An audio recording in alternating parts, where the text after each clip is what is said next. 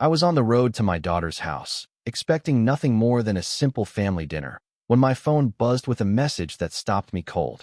It was from my lawyer. Call me urgently. My chest tightened instantly. I dialed back right away, and what he told me about my daughter left me stunned. I could hardly believe it. Earlier that same day, I'd been steadying myself over the quarterly reports when my phone lit up.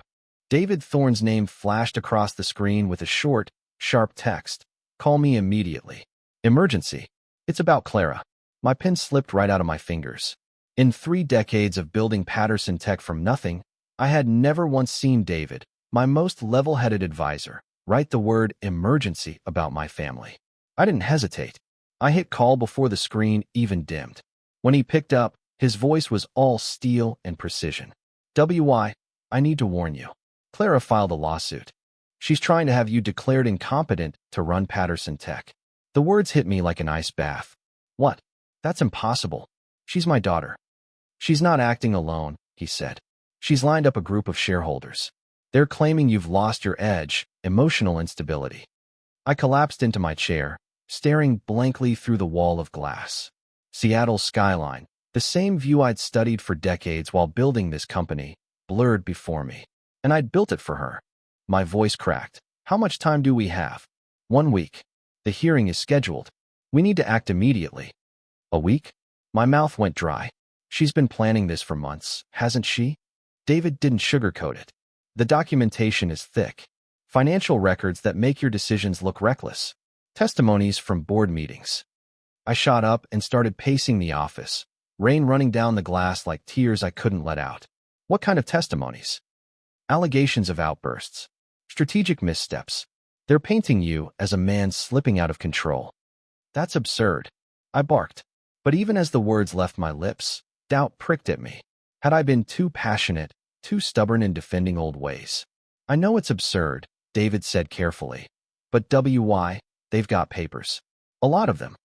The walls suddenly closed in on me. My awards, the framed photos of groundbreaking ceremonies. Everything I'd built felt hollow if my own daughter could strip it away. "Who else knows about this?" I asked. "For now, the filing is sealed. But she's already pulled together supporters. Robert Shaw, Diane Kent, and 3 more. They're meeting tomorrow." I squeezed the phone tight. "She lured them with promises of higher dividends under her leadership, didn't she?" "Yes." That betrayal burned worse than any corporate defeat. Clara, my brilliant, ambitious daughter. I'd raised her, trained her, prepared her to one day take over. But not like this. Never like this. "What do you need from me?" I finally asked. "Everything," David said flatly. "Financials, medical proof of competence, character witnesses. We've got 7 days to build this case." I shut my eyes. Just 2 days earlier, I had been drafting a plan to announce her promotion to CEO within the year. Now she was trying to bury me. "WY, are you still there?" "I'm here." My voice sounded like a stranger's. "Book whatever meetings you need. I'll clear my calendar." "Good. And wait, don't confront her yet. Not until we understand their strategy." When I hung up, the office seemed drained of life. Outside, Seattle's lights twinkled, but the warmth was gone. I gathered my coat, my briefcase, my keys. Same motions I'd followed for 30 years, but now they felt mechanical, empty. Everything had changed in one phone call. The elevator dropped 50 floors in silence, my legs unsteady. Down in the parking garage, I sat behind the wheel for 10 minutes, hands gripping the steering wheel, trying to process it. It was Thursday, family dinner night. Clara would be serving food, laughing with Mark and Lily, like nothing had happened. Could I sit across from her, smile politely, knowing she was planning my destruction? Maybe I needed to. Maybe I needed to see her face, to study her eyes, to understand what she'd turned into. So I started the engine and pulled out into the Seattle night, traffic crawling toward Bellevue, toward answers I wasn't sure I wanted. When I got there, she opened the door before I even knocked. Cream sweater, polished smile. Dad right on time. Her hug was warm but rehearsed. "Come in. It's freezing." I searched her expression for cracks. Found none. "Lily's been asking about Grandpa all day," she said, leading me through the foyer. She drew you another picture. The house smelled of roasted chicken and something bitter I couldn't name. In the kitchen, Mark was setting the table. He looked up quickly, his energy too nervous. "WY, good to see you." His handshake hung on a second too long. Can I get you something? Wine? Or maybe something stronger? Wine's fine, I said, watching Clara glide around the kitchen with the same controlled grace she used at board meetings. Then Lily came bounding in, her little overalls splattered with paint. Grandpa, I scooped her up, grateful for the one real, unpolished moment in that house. What's this about a picture? She held up her crayon masterpiece. Stick figures in Patterson text colors. Me at my desk, her spinning in the office chair. It's us at your office. It's beautiful, sweetheart. I kissed her forehead. Over her shoulder, I caught Clara watching. For a flash, something passed over her face. Guilt, or maybe calculation. Lily, wash up for dinner, Mark said too brightly. Clara stirred the pot, then glanced at me. Dad, you look tired.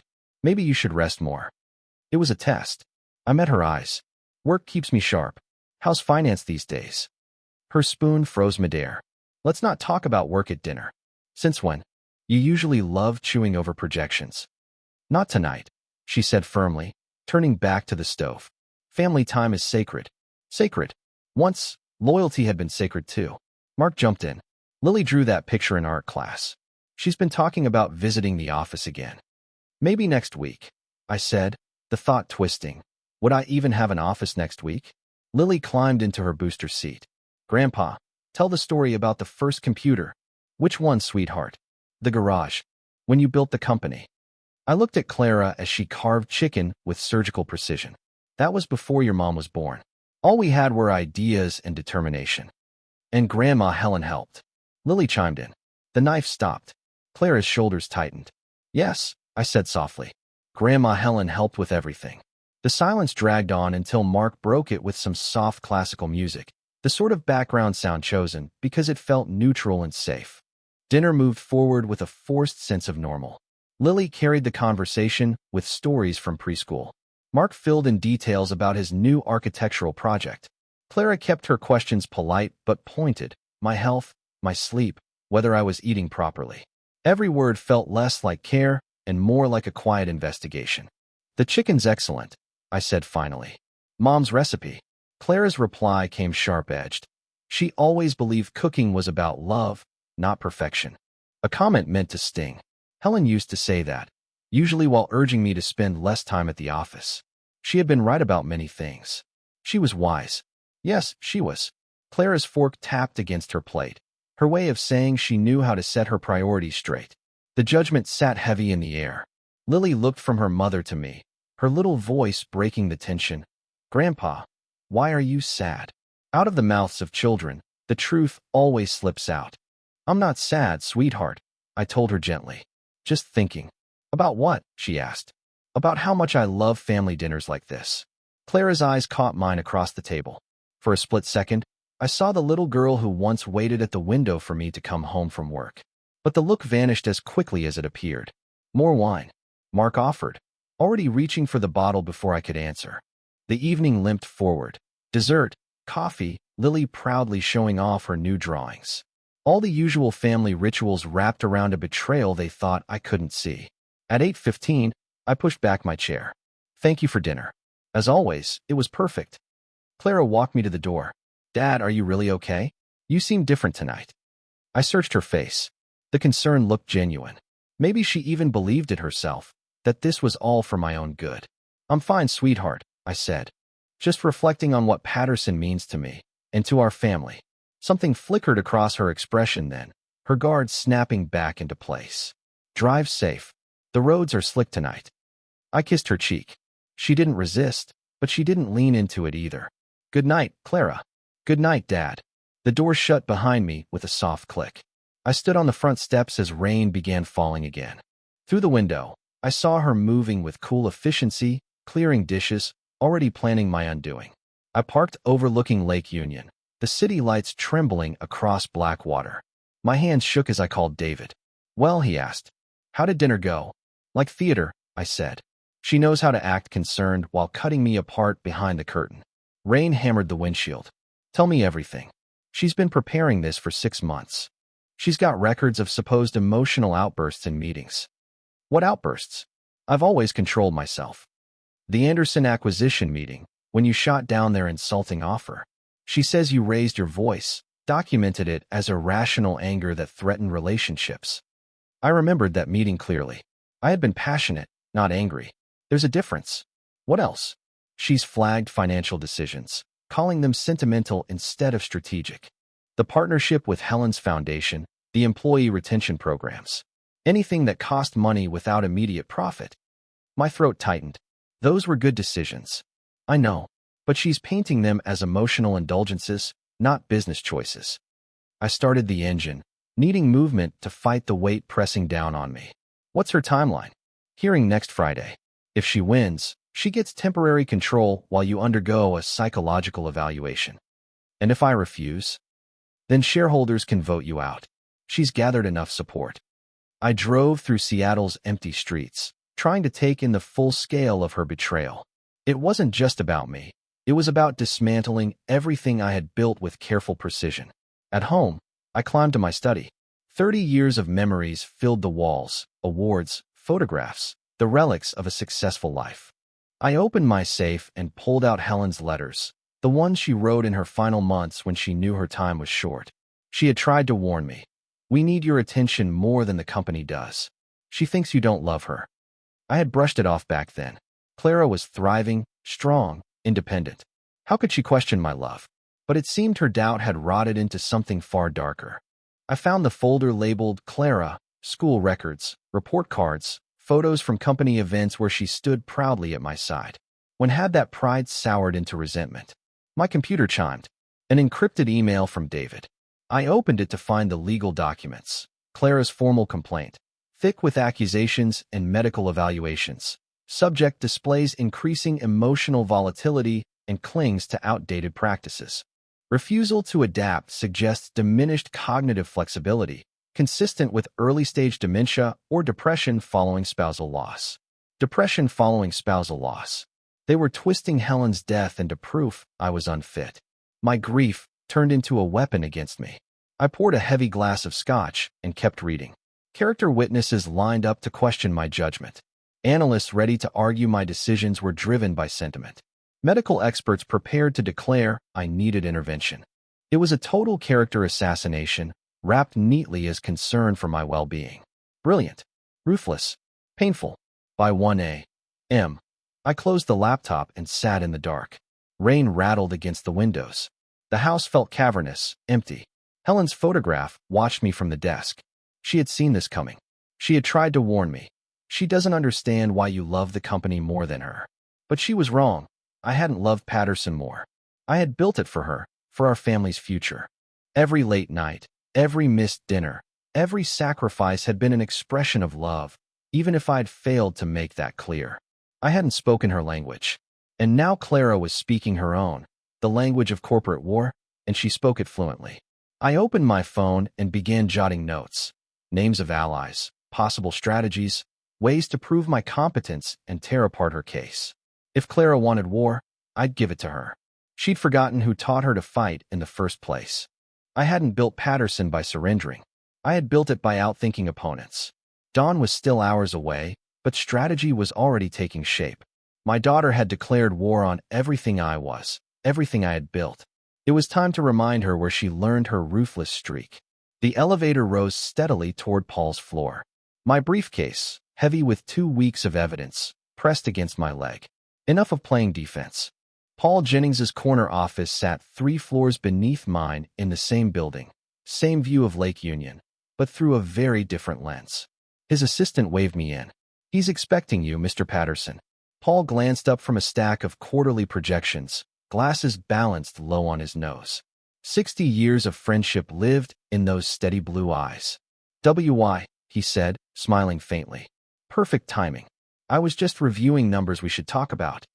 I dropped the briefcase onto his conference table with a heavy thud. Closed the door. Something in my tone told him this wasn't routine. He moved fast, shutting us in. "What's going on?" he asked. "Clara is trying to have me declared incompetent." His face shifted in 3 beats. Confusion, disbelief, concern. "That's not possible." I snapped open the briefcase. Legal documents spilled across the polished table like maps for a war campaign. "She filed 2 weeks ago. Wants temporary control while I undergo evaluation." Paul slumped into his chair. Why didn't you come to me sooner? I had to understand the battlefield first. I slid over a shareholder analysis. Look at this. The chart broke investors into colors. Green for loyal, red for hers, yellow undecided. Too much red. Shaw's already with her, I said. Diane Kent too. And 3 more. Paul scanned the list. WY, she promised Shaw a 15% dividend increase. Based on what? Staff cuts. Automation. AI everywhere. Cold dread settled in my chest. That would tear apart the culture we've spent 30 years building. But younger investors don't care about culture, Paul said quietly. They care about the stock line. He had been combing through company emails with his co-founder privileges. The picture was clear. Clara had been systematic. Each shareholder wooed with tailored promises, Shaw with profits, Kent with efficiency studies, others with modernization dreams. She's selling them a fantasy, I muttered. A profitable one. Paul countered, pulling up emails on his computer. Look, revenue forecasts she's showing around. Aggressive, unrealistic, based on gutting senior staff and automating customer service. I shook my head. That's not innovation. It's vandalism. Try explaining that to shareholders watching tech stocks skyrocket. I spread 3 years of financial reports across the table. Steady growth, healthy profits, loyal employees. We've averaged 12% annual growth. Retention at 94%. Customer satisfaction scores lead the industry. But she's dangling 25% growth through strategic restructuring. The phrase tasted like poison. Strategic restructuring, corporate slang for wrecking lives. What about Shaw? I asked. Is he gone for good? Maybe not, Paul said, leaning back. He values long-term stability, but he's scared of missing the next big wave. Then remind him what chasing waves does. I pulled out a folder labeled competition analysis, a graveyard of companies that followed Clara's model. Tech Flow Industries? I prompted. Paul nodded grimly. Automated everything. Stock tripled, then customer service collapsed. Exactly. Now they're worth 20% of their peak. We spent the next hour sketching strategy, who could be pulled back, what evidence mattered, how to argue without looking desperate. Rain hammered the windows. February in Seattle, gray and unrelenting. The perfect weather for corporate war. There's something else, Paul said, voice dropping. Her lawyer, Isabella Rossi. David had warned me. She's good. Better than good. Turns courtrooms into theater. Then we put on a better show. Paul's computer chimed, a reminder. Board meeting next week. That's where she'll strike, I said. Unless we move first. I shut the briefcase, but left our charts spread wide on the table. Evidence of our campaign. Set up a lunch with Shaw, I told him. Private. This week. What's the pitch? Fear. Show him what happens when investors bet against stability. Paul scrolled through contacts. Thursday. Morton's downtown. Perfect. Neutral ground. As the light faded, I realized that in 2 hours, I'd gone from prey to commander. Clara wanted a war. She would get one. But she'd miscalculated. I hadn't built Patterson by surrendering. I built it by outthinking everyone in the room. David's law office filled the 20th floor of Columbia Center. Mahogany panels, leather-bound books, the trappings of authority. I arrived 10 minutes early. Briefcase weighted with Paul's intelligence. The receptionist offered coffee. I accepted. It was going to be a long morning. Mr. Patterson, David greeted me from his office doorway. Ready for war? His conference room looked like a battlefield map. Clara's lawsuit documents covered one wall, my defense files lined another, and the space in between waited for our strategy. Show me everything, I said. David lifted a thick folder. Her official filing, 47 pages of accusations, exhibits, and medical recommendations. I flipped through it, each page a scalpel cutting at my character. Every defense of company values reframed as instability. Every calculated risk recast as poor judgment. She claims I've lost touch with the market, I said. Even though profits grew 12% last year, David replied. She credits that to her own initiatives, not yours. Classic, I muttered, rewriting history with herself as the savior. And the evidence? David handed over another stack, 6 months of notes, documenting so-called emotional reactions, painting financial decisions as sentimental indulgences. The Anderson deal, the charity partnership with Helen's Foundation, the employee programs. All strong, long-term investments. All twisted into weakness. And her lawyer? I asked. David's face darkened. Isabella Rossi. 38 wins and 42 competency hearings. Family business disputes are her specialty. I exhaled slowly, meaning she knows how to turn loving fathers into declining old men. On his computer screen, her photo stared back at me. Sharp features, a PR-claratory smile. A woman who had built her career dismantling family legacies. Isabella Rossi didn't just practice law. She staged theater. We had to come up with something stronger. David laid out the playbook, our defense plan, the lineup of character witnesses, financial records, and medical evaluations, all meant to show I was still sharp. I'd already arranged testing with 3 independent doctors, cognitive exams, blood panels, a psych evaluation, and a full physical. It sounded like too much, but it had to be. Rossi was going to hammer away at my competence from every angle he could. The bitter truth? At 62, I was quicker and clearer than most men half my age. But Ada had twisted my grief over Elena's death into ammunition. She was telling the court I'd suffered delayed trauma, that I was unraveling emotionally, making reckless business decisions, unstable and volatile. She was dragging Elena's memory into the fight, and that calculation took my breath away. So what's our move? I asked. For the first time all morning, David cracked a smile. Simple. We turn her best weapon into her downfall. He spread our evidence across the mahogany table. Ada's lofty promises to shareholders, pie-in-the-sky projections, and emails proving she'd spent 6 months running a quiet deception campaign. We'll countersue, he said. For what exactly? Breach of fiduciary duty. Conspiracy to defraud shareholders. An intentional infliction of emotional distress. That last one landed differently. It was personal. Think it'll hold? I asked. It'll force her to explain her own behavior instead of just taking shots at yours. David pulled out a thick packet, our countersuit.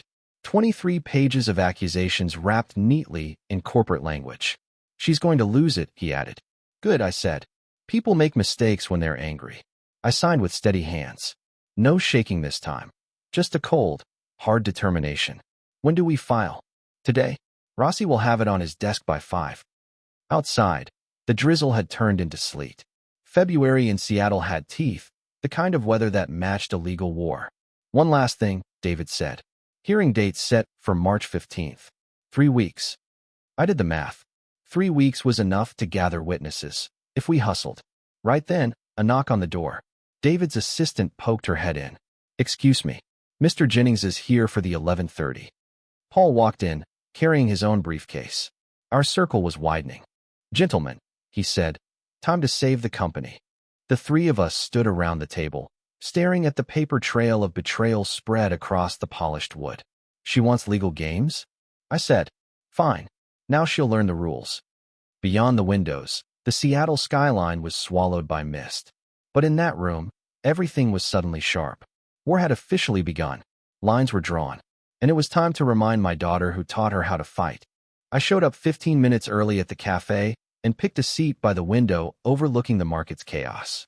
March in Seattle teased with the first hints of spring, vendors shouting prices, selling bright flowers beneath heavy clouds. The coffee was harsh, fitting for the day. Ada walked in at exactly 2:15. She wore a charcoal suit like armor, scanning the room before she moved toward me, calculating exits, judging the eyes that might be watching. Dad. She sat down across from me, leaving space between us. Thanks for meeting me. You said it was important. I studied her closely. She looked thinner than last time, worn down. Deception weighs heavy, even on her. How's Lily? I asked. She's fine. She asks about you. The words carried a sting. I was the absent grandfather, the father who had put business first. And Mark? I asked. Busy with his projects. Her tone was flat, neutral. We were circling each other, testing defenses before the real fight began. Why didn't you come to me directly, Ada? Something flickered across her face, surprise, maybe guilt. But she kept the mask on. I tried, she said. You were always too busy with the company. There it was, the heart of everything. I built this for you, I told her. Her laugh was sharp, bitter. No, Dad. You built it for yourself. I was just an accessory. The words struck like a blow. That's not true. Isn't it? She leaned in, her anger breaking through. Every family dinner interrupted by phone calls. Every vacation cut short for meetings. Every school play you skipped for board presentations. Even my college graduation, you weren't there. The memories came back in a rush. Elena's disappointed eyes, Ada's quiet acceptance. I was providing for us, I said. No, she snapped.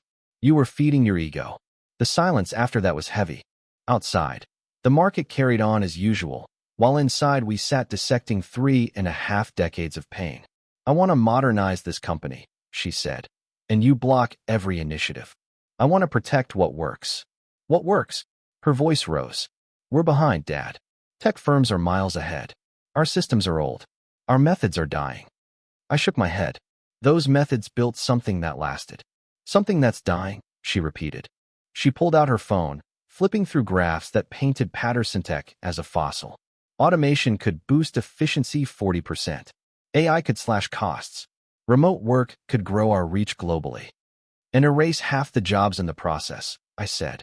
You're talking about destroying people's lives. People who've given us decades. Her jaw tightened. Business isn't about loyalty, Dad. It's about results. When did you get this cold? When I realized feelings don't pay dividends. The words hung sharp in the air. This wasn't my daughter talking. Not the girl I raised. Who put that in your head? She met my eyes. You did. Every time you put the company ahead of us. Every time you showed me numbers mattered more than people. Something inside me cracked. Not rage, not betrayal, understanding. I never meant. You never meant a lot of things, Dad, she cut in. But good intentions don't change the outcome. Ada, wait. She stood, and for a moment I saw Elena's eyes staring out of a stranger's face. I'm not that little girl by the window anymore. I don't need your approval. I don't need your permission. And I sure don't need your company. But you still want it, I said quietly. I want to save it from you. Her heels echoed on the floor as she walked away. At the door, she stopped, turned just enough to deliver one last blow. Give Lily my love. And then she was gone, swallowed by the crowd outside. I sat there, staring at a cup of cold coffee, with an even colder realization settling in. My daughter wasn't just trying to take the company away from me. She was settling 35 years of perceived neglect. Maybe she had a point. The courthouse steps were slick with morning rain as I climbed them slowly, briefcase in hand, watching Ada's legal team arrange themselves like PR claritors circling prey. At their center stood Isabella Rossi in a sharp suit that caught the gray Seattle light. Ada wore navy, conservative, efficient, practiced, the picture of the capable daughter defending the family fortune from an aging patriarch. She wouldn't meet my eyes. Inside the courtroom, there was an electric hush. Shareholders filled the gallery. Business reporters and curious attorneys leaned forward, drawn to a family fight playing out in public. David squeezed my arm. Remember, stay calm. Answer simply. Judge Monroe called the court to order, 70 years old, silver-haired, known for running a tight ship. Case number 2025-483, Patterson v. Patterson Tech Incorporated. Isabella Rossi rose with the smoothness of a performer. Your Honor, she began. This case concerns an aging executive whose judgment has been compromised by grief and stubbornness. She swept toward the jury, hands controlled, legal argument dressed up like theater. Mr. Patterson has lost the capacity to make rational decisions. His emotional attachment to outdated practices endangers shareholder value and employee security. Slides filled the screen, financial charts, meeting transcripts, 6 months of carefully curated evidence. Rossi argued that Ms. Ada Patterson Sutton, the plaintiff, sought temporary guardianship to protect the company her father built from his own declining capabilities. Her voice was practiced and poisonous, professional, persuasive, and deadly. Then Ada took the stand, my daughter, sworn under oath, questioning my competence in public. Rossi began softly. Ms. Patterson Sutton, please describe your father's recent behavior. My father is led by emotion, not business logic, Ada said evenly. He makes choices based on personal feelings rather than on financial analysis. Can you give examples? Rossi pressed. She listed them. The charity partnership with our foundation, a $220,000 annual expense with no measurable return, and my supposed agitation when she suggested reallocating those funds. Elena's memory reduced to a line item. Strategic planning. she said, was stifled. I refused to consider automation or AI, claiming such moves would destroy company culture while our competitors surged forward. Rossi probed how this affected performance. We're stagnating, Ada said. Growth has slowed. Efficiency metrics lag industry standards. Half-truths dressed as hard facts. I could see the narrative forming, an emotional founder blocking progress. Our growth, I knew, had been steady and sustainable. Our employees loyal because we treated them like people, not cogs. And in your professional opinion? Rossi asked. Fresh leadership, modern strategies. Prioritize profit over sentiment. The words hit me like punches. This wasn't the daughter I raised. It sounded like someone else entirely. David's cross-examination cut clean. Ms. Patterson-Sutton, what was Patterson Tech's profit margin last quarter? 12%. And the quarter before? 11.7. Under your father's so-called incompetent leadership, profits were increasing. What about employee retention? 94% annually, she answered, while the industry sat at a hesitant 67. So my company held higher employee retention and rising profits. David paused, then smiled, cold. Retention, he suggested, could mean resistance to necessary change, or it could mean exceptional leadership. Rossi objected. The judge sustained, but the seed of doubt had been planted. Next to testify was Robert Shaw, plain-spoken, profit-focused. We need leadership that prioritizes shareholder value, he said. Ms. Patterson-Sutton understands modern business realities. By the end of the morning session, I felt hollowed out. Hearing your own child publicly dismantle your competence takes reserves of strength you don't know you have. David squeezed my shoulder again. Phase 1 complete. Tomorrow we fight back. Outside, the spring rain kept falling. Ada walked by without so much as a glance, flanked by her legal team. My little girl, the one who used to wait by the window for Daddy, now seemed to want nothing more than my removal. Back at the office, my assistant knocked softly. Mr. Patterson, there's something you need to see. Susan set a folder on my desk marked Employee Communications, Confidential. Her face was tight. Ada's been holding private meetings promising salary bumps that would bankrupt us. I opened the folder. Meeting transcripts, email threads, 6 weeks of secret promises, 20% raises for engineers, 30% for department heads, stock options that didn't exist. Where did you get this? I asked. People talk, Susan said. Especially when promises sound too good to be true. Paul Jennings arrived as I was reading the worst of it, his expression matching Susan's. We have a problem, WY, he said, dropping his briefcase on the table. Ada's courting new shareholders, pension funds, investment groups, framing you as the obstacle to explosive growth. He handed me printed emails. Ada's promising employees massive raises based on what? He asked. Magic. She claims automation will cut costs so dramatically that those raises are inevitable. The math didn't work. Even full automation wouldn't free up the cash she promised. She's committing fraud, Paul said bluntly. Then he opened his laptop. I've been monitoring internal communications. Found something on her lawyer. Isabella Rossi's photo appeared on screen, a professional headshot beside a news blurb. Rossi was sanctioned by the bar 2 years ago for suborning perjury in a similar case. Temporarily suspended. My phone rang. David's name lit the display. WY, he said. I have evidence Isabella Rossi violated ethical rules. What kind? I asked. She coached Ada's testimony, told her exactly how to phrase things. That's witness tampering. The picture snapped into place. Ada's polished performance hadn't been spontaneous confidence. It was scripted, David added. And I found financial irregularities in Ada's account management. What kind of irregularities? I asked, already dreading the answer.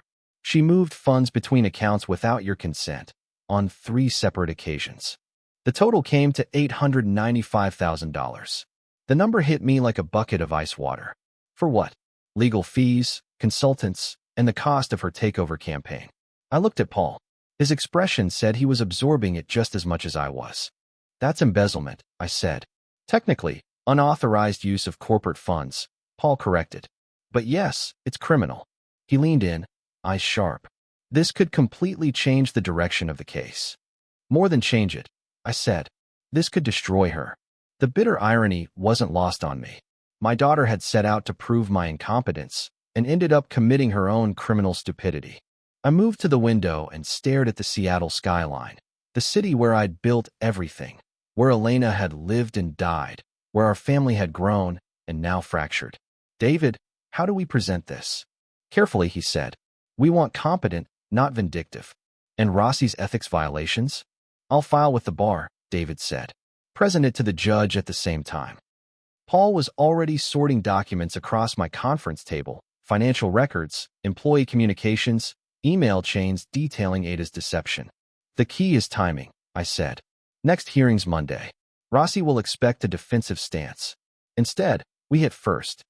I studied the papers spread out before me. 30 years of building a company, and my daughter had tried to tear it down with 6 months of lies. Lies that, eventually, always surface.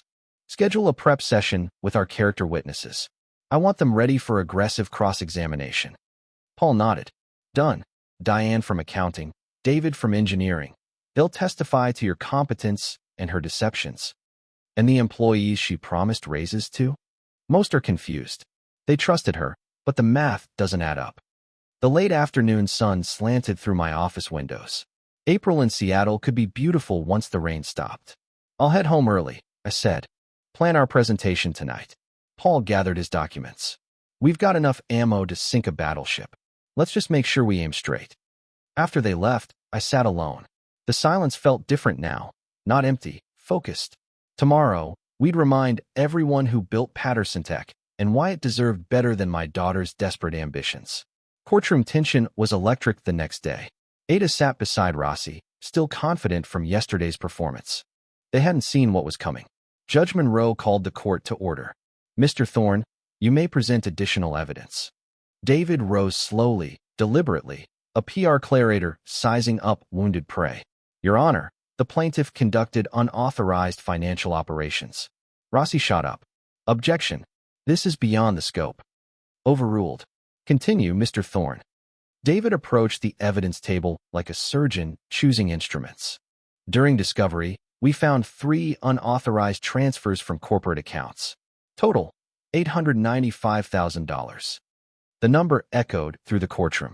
Ada's face went pale.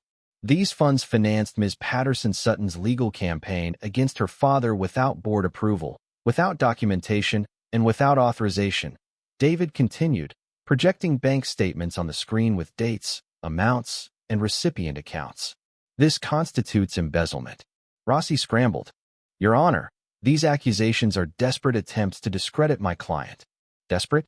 David's smile was cold. These are bank records. Numbers don't lie. He turned to Ada, who looked suddenly smaller, the confident executive replaced by a trapped woman watching her world collapse. And we also have evidence of witness tampering, David added. Rossi's composure cracked. Preposterous. MS. Rossi coached her client's testimony, down to exact phrasing, emotional cues, and strategic answers. We have recordings. Judge Monroe leaned forward. Recordings? Yes, sir. Office security cameras with audio inadvertently captured these coaching sessions during routine sweeps. The judge's face darkened. I want those reviewed immediately. When my turn came, I felt calm, centered, ready. Mr. Patterson, David began formally. How long have you managed Patterson Tech? 30 years. Founded in 1995 with $50,000 borrowed against my house. Current annual revenue, $256 million. Net profit, $31. $8 million. Employee count. Have you been declared incompetent by any medical professional? No. I completed comprehensive evaluations last month. Cognitive tests, psychological assessment, full physical. Everything normal for my age. David displayed the medical reports, clean bills of health from 3 independent doctors. In your professional opinion, why is your daughter pursuing this legal action? I looked at Ada. She stared at her hands, avoiding my eyes. She believes I've prioritized company culture over maximum profits. She wants automation and cost-cutting measures that would eliminate jobs and cut benefits. Is profit maximization always the right strategy? No. Sustainable growth balances profitability with employee satisfaction, customer loyalty, and community responsibility. How has that philosophy affected performance? We've had consistent growth for 30 years. Employee retention exceeds industry standards. Customer satisfaction remains in the 94th percentile. David nodded. I know every number, every employee, every strategic choice. My daughter wants short-term gains at the expense of long-term stability. Rossi's cross-examination turned desperate. Mr. Patterson, isn't it true you resisted modernization? I resisted reckless change. Technology serves business goals, not the reverse. Your daughter claims you're emotionally unstable. She's young and impatient. She confuses passion with instability, conviction with stubbornness. She says, you make decisions based on sentiment. I make them based on experience. 30 years of building something lasting. Rossi's arrows kept flying, but the evidence blocked them all. Ada had overplayed her hand spectacularly. When Shaw testified again, his confidence wavered. I may have been overly optimistic about projected returns. Are you still supporting Ms. Patterson-Sutton's leadership bid? A long, heavy pause settled over the courtroom. I found myself reconsidering my position. Rossi's closing argument had sounded hollow, rehearsed, lacking real weight. All those allegations, all that drama, the core issue never changed. They claimed my resistance to modernization was the problem. But David's response was surgical. The real question, he said, is whether a daughter can steal her father's company through lies, embezzlement, and witness tampering. Judge Monroe's face was like granite. Order in the court. Given the serious allegations of financial misconduct and potential ethics violations, this case requires further review, he said. Finally, Clara looked at me. Her eyes, Helen's eyes, were wide, confused, fearful. The court will reconvene in 1 week for a final decision. As the courtroom emptied, Clara approached slowly. Dad? For a brief moment, she seemed like the little girl who used to beg for bedtime stories. I never meant for it to go this far, she whispered. But it did, sweetheart. It did, I said softly. She walked away with her shattered legal team, leaving me alone with the wreckage of what had once been our family. Victory felt hollow when it came at the cost of your own daughter. All rise for the Honorable Judge Monroe. The courtroom stood as one. Shareholders, lawyers, estranged family members, all caught in the echo of years of conflict. I felt Paul's steady presence at my side as the judge entered, the weight of decision pressing down. Judge Monroe settled behind his bench, papers aligned with surgical precision. Please be seated. The silence was absolute. 3 months of family warfare reduced to this single moment. In the matter of Patterson versus Patterson Tech Incorporated, the judge began, I have reached my decision. My heart hammered. Across the aisle, Clara sat rigid, Rossi's hand resting on her shoulder. After reviewing all evidence, testimony, and documentation, the court finds no grounds for declaring Mr. Patterson incompetent to manage his business affairs. Relief washed over me like warm water, but it tasted hollow. Furthermore, Judge Monroe continued.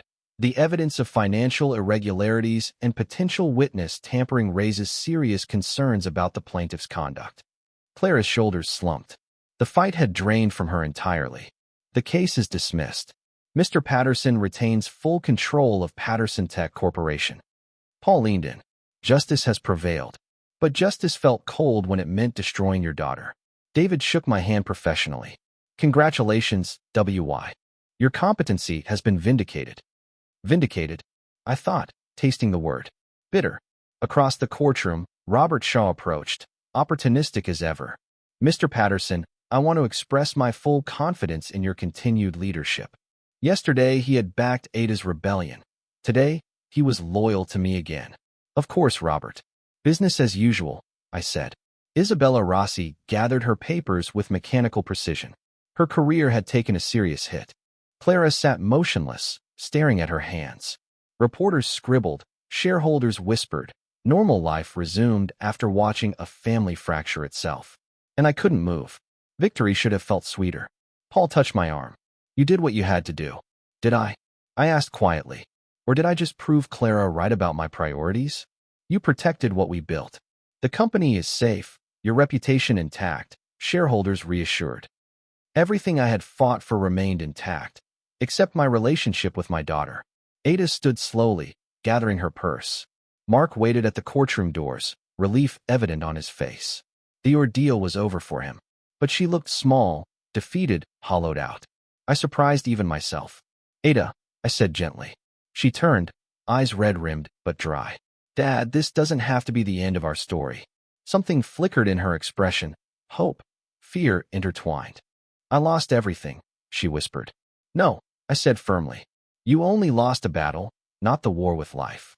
Paul watched us carefully, and David pretended to organize papers while listening. Can we talk privately? Clara glanced at Mark. He nodded. Not here, she said softly. Coffee. Somewhere neutral. I need time to process this. Of course, but you're still my daughter. Brilliant, capable, still able to do great things. Her composure cracked slightly. Especially after everything you did, she said. It took courage to challenge me. Even if the method was wrong, I replied. She looked at me with Helen's eyes, confused, hurt, but seeing something new. I'll call you next week, she said. It wasn't much, but it was a beginning. As she walked away with Mark, I felt something I hadn't expected. Not victory, not vindication, hope. The company was mine. The family could still be saved. Maybe, just maybe, we could build something better together. 10 days later, I sat on a bench overlooking Lake Union. The late afternoon sun sparkled on the water, Seattle's skyline rising like promises behind the trees. I'd arrived early, needing time to prepare. This conversation would determine whether we had a future or just a legal past. Clara appeared at 3:15, walking slowly across the grass. Jeans, a simple sweater, no armor, no business defenses, just my daughter. Dad, she said, sitting beside me, keeping careful distance. Thank you for coming. I've been thinking about what you said at the courthouse. The lake lapped gently. Joggers passed. Normal life continued while we tried to rebuild ours. Dad, I never felt like you were proud of me, she said. The words hit me like physical blows. Clara, I said, every achievement of yours felt invisible. Every success seemed less important than the next board meeting. But I was always proud of you. I just didn't know how to show it. Mom tried to tell me. She said, I needed words, not just opportunities. Elena's voice echoed in my memory. She needed your attention more than the company did. Your mother was wiser than I gave her credit for. I wanted to prove I was worthy of your love. My love doesn't need proof, I said. It's unconditional. She laughed bitterly.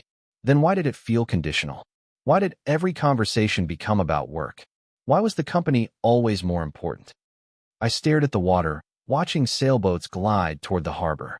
How could I explain 30 years of misguided priorities? I built Patterson Tech for you, for our family's future. Every late night, every missed dinner, every sacrifice, I thought I was providing security. But you were keeping me at arm's length too. Yeah, I was. Admitting it felt like finally exhaling after holding my breath for too long. I'd mixed up giving support with being a parent, and achievement with showing love. Clara's eyes shimmered with tears. What I needed wasn't a benefactor. I needed my father. And I needed to learn how to tell the difference. A quiet stretched between us, but it wasn't uncomfortable anymore. It felt honest. When I filed that lawsuit, it wasn't just about the company. It was about being seen, about proving to you that I mattered. You always mattered. I just didn't show it the right way. She dabbed at her eyes with the back of her hand. I nearly destroyed everything. No, you nearly saved us. How can you even say that? I skimmed money. I lied to the shareholders. I tried to have you declared incompetent. You forced honesty. You made us face the broken parts of ourselves. The lake mirrored the afternoon clouds, and Seattle in late spring felt like it could hold anything. What happens now? She asked. That depends, I said. Do you still want to modernize the company? You trust me with that? What about shared leadership? Clara studied me for a long moment. Are you ready to trust me with part of the company? I'm ready to trust you with the company's future. Her breath hitched. Cosa es, she realized. Your innovation, my experience. Partnership instead of battle. You're doing this after everything? Because of everything. You were right about modernization. I was right about culture. Together, we could build something Elena would be proud of.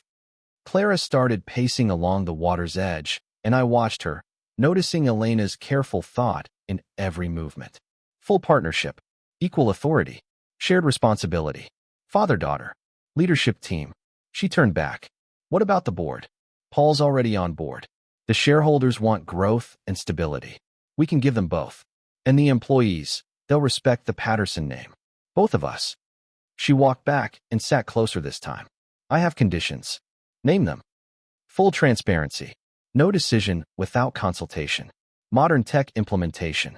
Employee profit-sharing program. Clara. My turn. Maintaining company culture. Gradual changes. Not revolutionary. Family time protected. Weekly dinners. No business talk during Lily's bedtime stories. Elena's foundation continues. Clara smiled. A real smile. The first in months. Deal. I extended my hand. Partners. She shook it firmly. Partners. Then, without warning, she leaned in and hugged me tight. I love you, Dad. I love you too, sweetheart. Always have. We held each other by Lake Union as the afternoon faded, becoming something new. Father and daughter, family and business partners, building a future together. Later, the kitchen smelled like Elena's favorite recipe. Clara moved between stove and counter with practiced grace, but tonight there was celebration in every gesture. Dad, I made your favorite dish, she said. I arrived with a wrapped package, my grandfather's smile on my face. Something smells like your mother's cooking. Same recipe, same love. The table was set formally, yet warmly. Candles, fine china, the kind of attention reserved for special occasions. Lily bounded in, her dress smeared with paint. Grandpa, I brought you something special, I said, handing her the package. She tore through the wrapping with 4-year-old excitement, revealing a tiny business suit. For when you're ready to run Patterson. Lily giggled, holding the miniature jacket to herself. Will I be the boss? Someday, sweetheart. Someday you might be. Mark appeared, plans tucked under his arm. I'm glad we're one family again. So am I said, meaning it. Dinner conversation flowed easily. Lily chattered about preschool. Mark shared updates on his latest project, a children's museum downtown. Clara presented preliminary plans for Patterson Tech's modernization, gradual improvements, respecting staff, while increasing efficiency. The best of both worlds, I said. After dessert, Clara brought out a manila folder, ready to make the partnership official. The agreement was simple, elegant, and thorough. Shared authority, complementary responsibilities, dispute resolution. All the tools two stubborn leaders needed to work together. Lily, are you not sad anymore? I looked at my granddaughter, wise beyond her years. No, Grandpa. Now Mommy and Grandpa are friends again. Because we're family. I signed with steady hands. Clara followed, bold and confident. Mark popped open champagne. Thought we might celebrate. Perfect timing. We raised glasses in the dining room. 4 generations united, past, present, and future. To Patterson Tech's new future, Clara said. To family partnerships, I added, and no more fighting. Lily clinked her juice solemnly. Mark raised his glass higher. To Elena, who would have loved this moment. To Elena, we echoed. Her presence felt in the room, in Clara's smile, in Lily's laughter, in the promise of healing. The champagne tasted like hope. What happens Monday? Lily asked. Monday, Mommy and Grandpa go to work together, Clara explained. Like a team? Exactly like a team. I spun Lily in my arms. The best team in Seattle. Outside, summer was beginning. Long days, warm nights, endless possibilities. Inside, we were beginning too. Not the family we were before the war. Something better. Something honest. As evening deepened, we moved to the living room. Lily showed me her latest drawings. Clara and Mark planned next week's schedule. Simple domestic moments, yet profound after months of legal battles. At 8:30, I got ready to leave, arms full of Lily's artwork, heart full of possibility. See you Monday, partner, Clara said. See you Monday, daughter. The drive home took me past familiar Seattle landmarks. Patterson Tower, the courthouse where we fought, Pike Place Market where the truth first emerged. All pointing to tomorrow. Partnership. Family. The future Elena had envisioned. I parked in my Capitol Hill driveway and looked at Lily's drawings, stick figures labeled Grandpa and Mommy at big desks. A 4-year-old's vision of harmony. Perfect business plan. If you enjoyed this story, like the video, subscribe, and share your thoughts in the comments. Click the box on the left to hear the next story.